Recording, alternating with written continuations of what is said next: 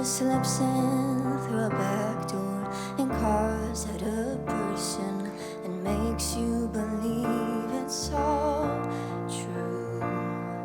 And now I've got you, and you're not what I asked for. If I'm honest, I know I'd give it all back for a chance to start over, rewrite an ending or two.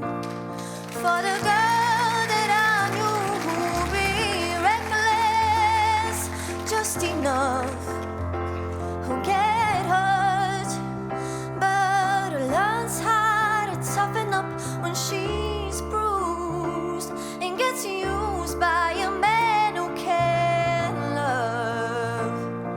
And then she'll get stuck and be scared of the life that's inside her, growing stronger each day till it finally reminds her to fight just a little, to bring back the fire in her eyes that's been gone but used to be mine.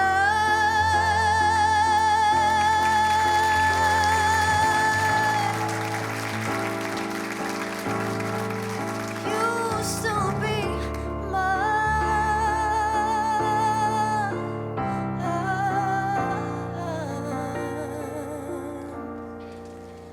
She is messy, but she's kind. She is lonely most of the time. She is all of this mixed up and baked in a beautiful